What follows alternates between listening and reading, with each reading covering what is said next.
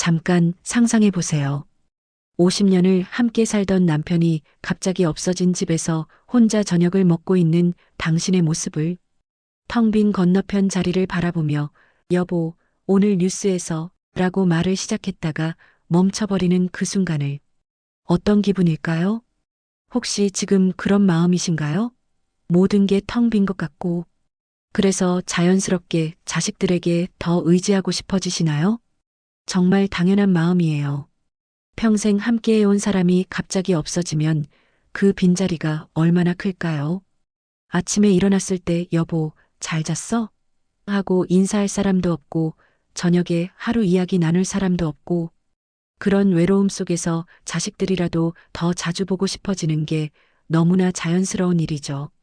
하지만 여기서 조심해야 할 것들이 있어요. 그 슬픔과 외로움을 표현하는 방식에 따라서 자녀들과의 관계가 완전히 달라질 수 있거든요. 상상해 보세요. 만약 3개월 후에 자녀가 이런 말을 한다면, 엄마, 저희도 생활이 있어요. 매일 이렇게 연락하시면 조금 부담스러워요. 남편도 잃고 이제 자식들마저 자신을 부담스러워 한다면, 얼마나 마음이 아플까요? 실제로 이런 일들이 생각보다 많이 일어나고 있어요. 배우자를 먼저 떠나보낸 분들 중에 자녀들과 관계가 어려워지는 경우가 적지 않거든요. 하지만 놀라운 건 똑같이 배우자를 잃은 슬픔 속에서도 자녀들과 더욱 좋은 관계를 만들어 가시는 분들이 있다는 거예요.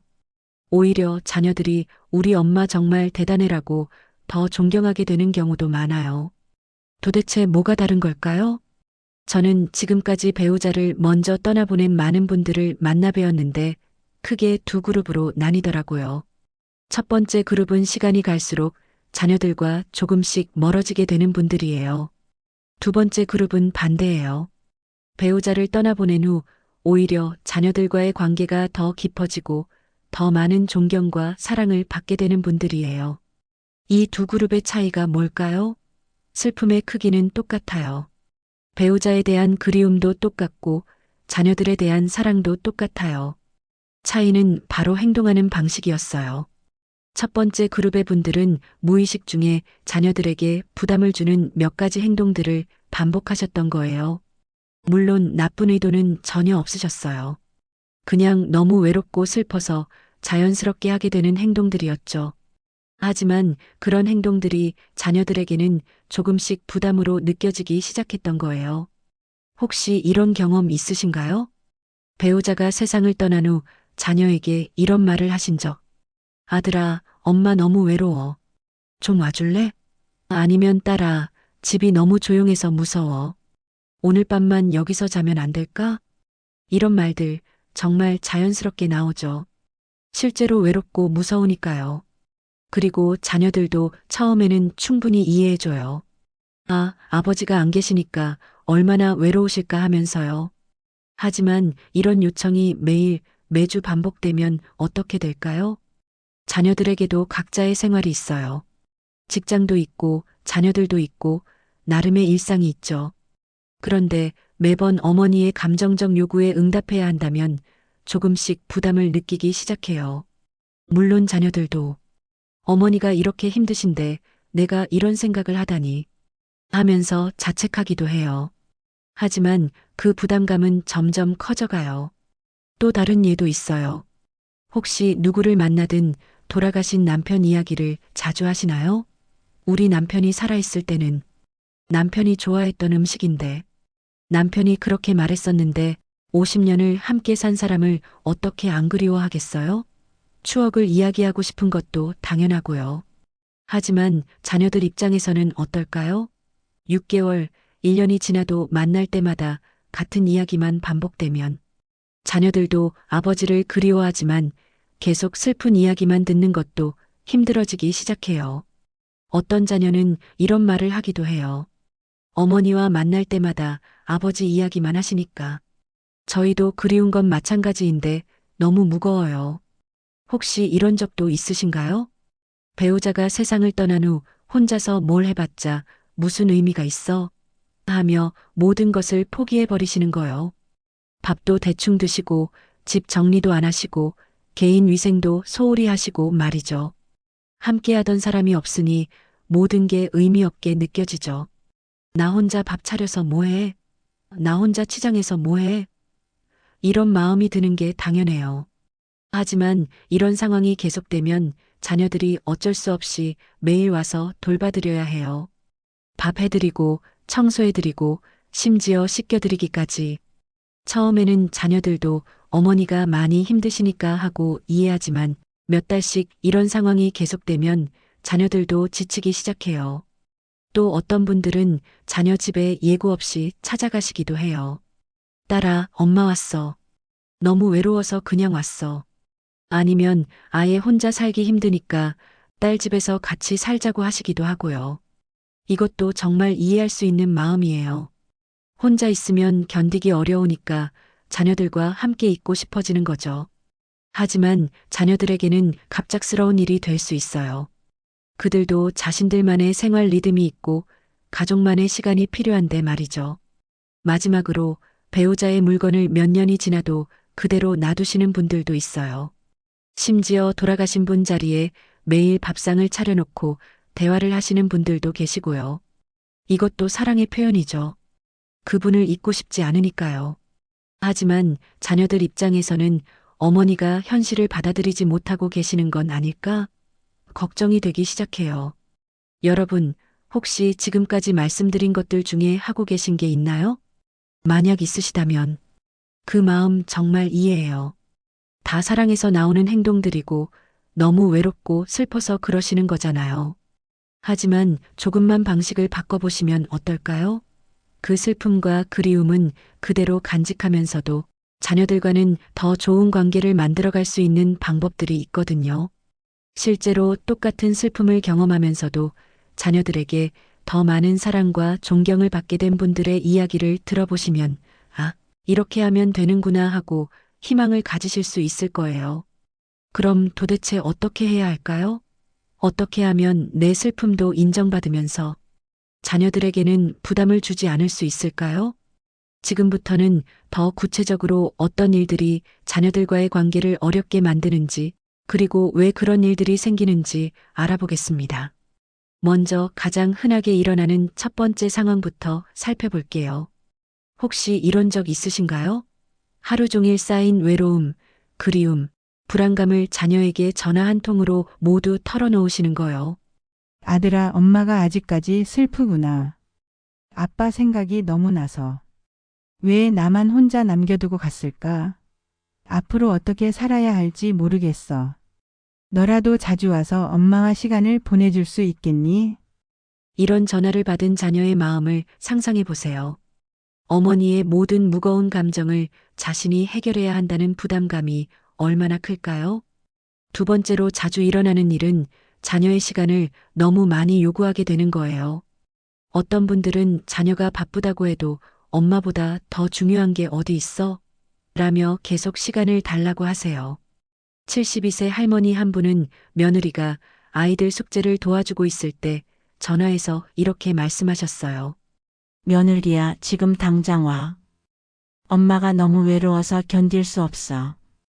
애들 숙제는 나중에 해도 되잖아. 며느리 입장에서는 어떨까요? 아이들 교육도 중요하고 가족 시간도 소중한데 갑자기 모든 걸 제쳐두고 시어머니께 가야 한다면 더 어려운 경우도 있어요. 자녀가 직장에서 중요한 회의 중일 때도 급한 일이라며 전화를 거시는 거예요. 아들아, 엄마가 갑자기 가슴이 답답해. 지금 당장 와야겠어. 그런데 병원에 가보면 특별한 문제가 없는 경우가 대부분이에요.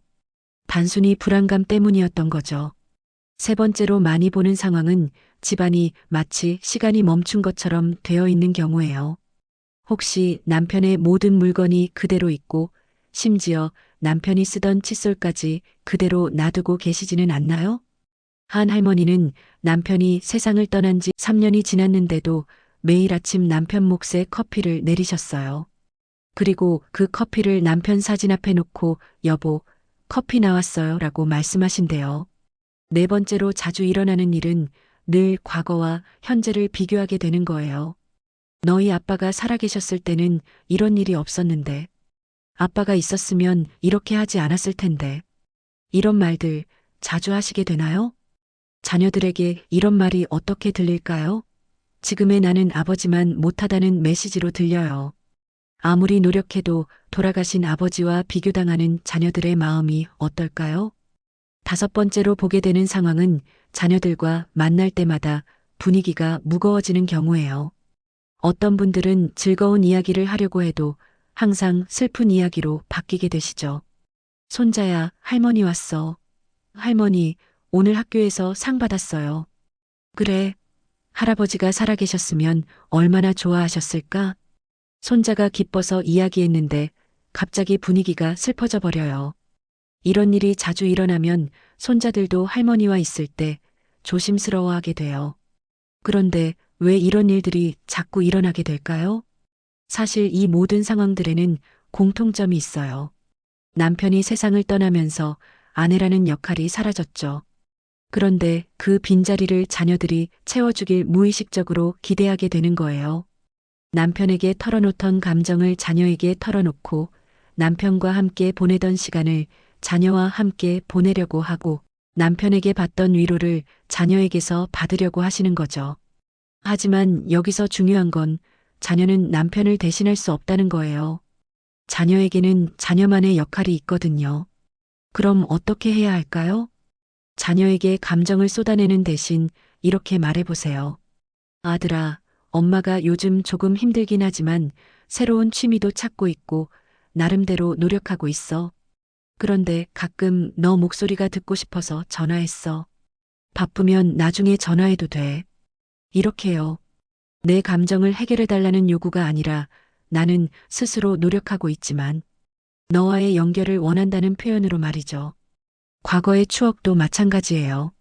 아빠가 살아계셨을 때는 이라고 하는 대신 아빠와 함께했던 좋은 추억들 덕분에 지금도 힘이 나는구나 라고 표현해 보세요.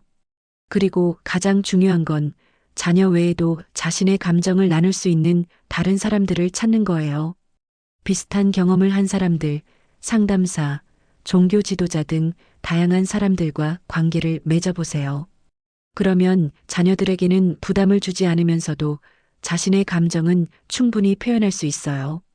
자, 그럼 이제 정말 중요한 질문을 드릴게요. 혹시 지금까지 말씀드린 상황들 중에 경험하고 계신 게 있나요? 만약 있다면 지금부터라도 조금씩 바꿔보시는 건 어떨까요? 그런데 이런 변화를 만들어낸 분들은 어떻게 하셨을까요? 그분들만의 특별한 방법이 있을까요? 이제 희망적인 이야기를 들려드릴 차례예요. 방금 전까지 어려운 상황들에 대해 말씀드렸지만 사실 정말 많은 분들이 이런 어려움을 슬기롭게 극복하고 계세요. 그리고 그 과정에서 자녀들과 오히려 더 깊고 아름다운 관계를 만들어가고 계시거든요. 지금부터 그런 분들의 이야기를 들어보실까요? 78세 김할머니 이야기부터 시작해 볼게요. 이분도 처음 6개월은 정말 힘드셨어요. 남편을 떠나보낸 후 매일 우시고 자녀들에게 의존하려 하시고 우리가 앞서 이야기한 어려운 상황들을 거의 다 겪으셨거든요. 그런데 어느 날 문득 이런 생각이 드셨대요. 내가 이렇게 계속 의존하면 아이들이 나를 부담스러워 하겠구나. 그럼 정말 혼자가 되는 거잖아. 그래서 조금씩 변화를 시작하셨어요. 어떻게 하셨는지 궁금하시죠? 먼저 슬픔을 다루는 방식을 바꾸셨어요. 하루 중 특별한 시간을 정해서 그때만 마음껏 그리워하고 우시기로 하신 거예요. 오후 3시부터 4시까지는 할아버지를 그리워하는 시간이라고 정하시고 그 시간에는 정말 마음껏 우시고 추억을 되돌아보셨어요. 하지만 그 시간이 지나면 다른 일을 하려고 노력하셨죠. 처음에는 정말 어려웠어요. 하지만 점점 익숙해지더라고요.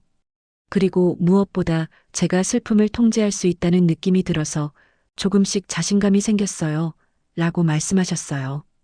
두 번째로는 자녀들과의 소통 방식을 완전히 바꾸셨어요.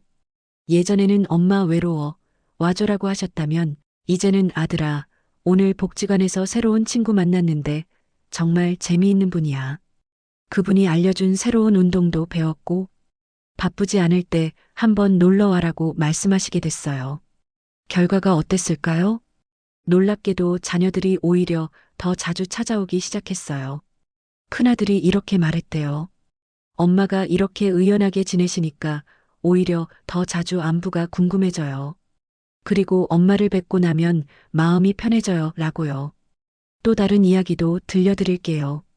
73세 박할머니는 남편을 떠나보낸 후 완전히 새로운 삶을 시작하셨어요. 어떻게 하셨는지 아세요? 새로운 관계 만들기부터 시작하셨어요. 혼자 있으면 자꾸 슬픈 생각만 하게 되더라고요. 그래서 새로운 사람들을 만나기로 했어요. 동네 복지관에서 하는 요가 수업에 참여하고 합창단에도 가입하고 봉사활동도 시작했어요. 처음에는 어색했지만 비슷한 처지의 분들이 많더라고요. 서로 위로도 해주고 즐거운 이야기도 나누면서 마음이 많이 편해졌어요. 그리고 규칙적인 생활을 정말 중요하게 생각하셨어요. 남편이 계실 때와 똑같은 시간에 일어나시고 똑같은 시간에 식사하시고 다만 혼자라고 해서 대충 하지 않으셨어요. 혼자라고 해서 인스턴트 음식이나 대충 먹으면 몸도 마음도 더 힘들어져요. 제대로 된 식사를 하니까 건강도 좋아지고 기분도 좋아져요. 가장 인상 깊었던 건 남편과의 추억을 대하는 방식이었어요. 잊으려고 하지 않으시되 슬프게 그리워하기보다는 감사하게 기억하려고 하신 거예요. 남편과의 사진을 정리해서 앨범을 만들었어요. 그리고 특별한 날에는 그 앨범을 보면서 좋은 추억들을 되새겨요.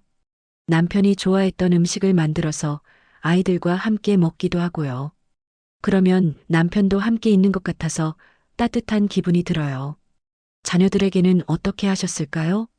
아이들한테 전화할 때도 항상 긍정적인 이야기를 해요. 힘든 이야기는 친구들이나 상담사에게 하고 아이들한테는 즐거운 소식만 전해요. 아이들이 오고 싶을 때 오게 하고 바쁠 때는 무리하지 않게 해요. 그러니까 아이들이 오히려 더 자주 와요. 이런 원칙들 덕분에 박할머니는 자녀들과 정말 좋은 관계를 유지하고 계세요. 큰딸이 이렇게 말했대요. 엄마가 혼자서도 이렇게 잘 지내시니까 정말 자랑스러워요. 친구들한테 우리 엄마 자랑을 많이 해요. 하지만 이런 변화가 하루아침에 이루어지는 건 아니에요. 특히 이미 자녀들과 관계가 어려워진 경우에는 더욱 신중하게 접근해야 하죠. 76세 최할머니의 경우가 그랬어요. 남편을 떠나보낸 후 1년 동안 자녀들에게 너무 많이 의존하셨어요. 매일 전화하고 자주 찾아가고 함께 살자고 하기도 하셨죠. 그 결과 자녀들이 할머니를 피하기 시작했어요. 최할머니는 뒤늦게 자신의 행동을 돌아보게 되셨어요. 내가 아이들을 너무 힘들게 했구나. 이래서는 안 되겠구나. 그래서 완전히 다른 방법을 시도하셨어요. 어떻게 하셨을까요? 먼저 자녀들에게 편지를 쓰셨어요. 그동안 엄마가 너희들을 너무 힘들게 했구나. 아빠를 잃은 슬픔에 너희들한테 의존했는데 그게 얼마나 부담스러웠을지 이제야 깨달았어. 정말 미안해. 그리고 6개월 동안 자녀들에게 먼저 연락하지 않으셨어요. 대신 혼자서도 잘 지낼 수 있다는 것을 행동으로 보여주셨죠. 복지관 활동에 참여하고 새로운 친구들을 만나고 규칙적인 생활을 하셨어요. 6개월 후 큰아들이 먼저 연락을 했어요. 엄마, 요즘 어떻게 지내세요? 연락이 없으셔서 걱정됐어요. 최할머니는 이렇게 대답하셨어요. 고마워.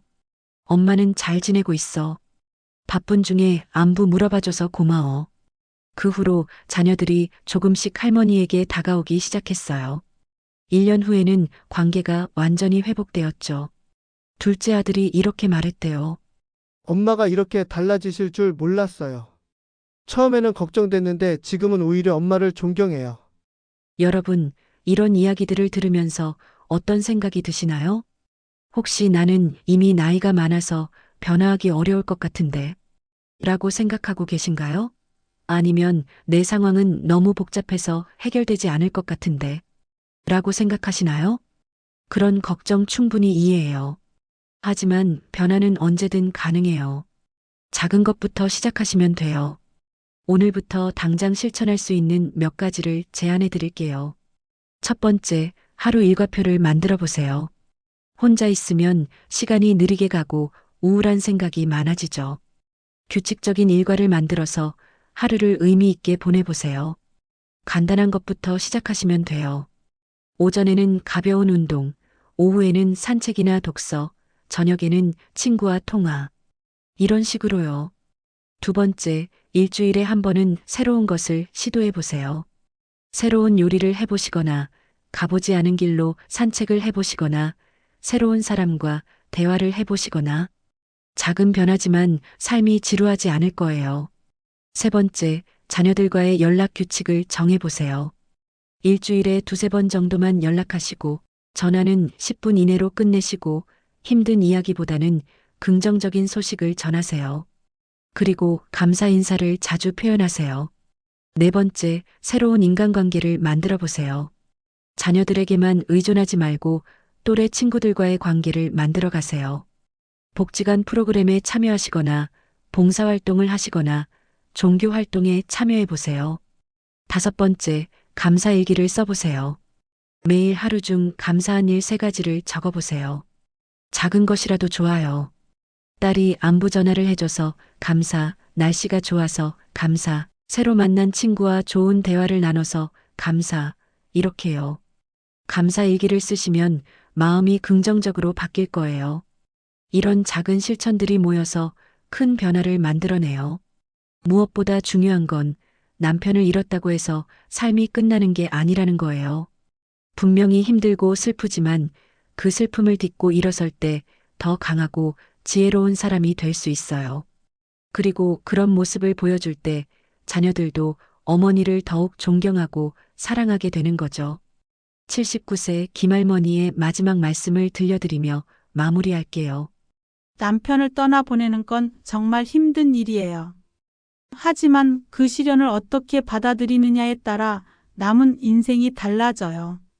저는 남편을 떠나보낸 후 3년 동안 정말 많이 울었어요.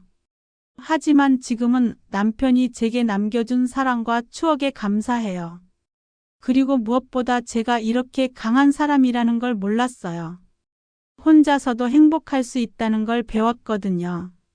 여러분도 충분히 하실 수 있어요. 시작은 오늘부터 하세요. 작은 변화가 여러분의 남은 인생을 완전히 바꿔놓을 거예요. 오늘 이 이야기가 힘든 시간을 보내고 계신 분들에게 조금이나마 도움이 되었기를 진심으로 바래요. 여러분의 남은 인생이 더욱 행복하고 의미 있기를 기원합니다. 혹시 이 이야기가 도움이 되셨다면 좋아요 버튼 한번 눌러주세요. 그리고 구독과 알림 설정까지 해주시면 비슷한 도움이 되는 이야기들을 계속 전해드릴 수 있어요. 여러분의 소중한 경험이나 조언도 댓글로 나눠주시면 다른 분들에게도 큰 힘이 될 거예요. 함께 서로를 응원하며 더 나은 삶을 만들어가요.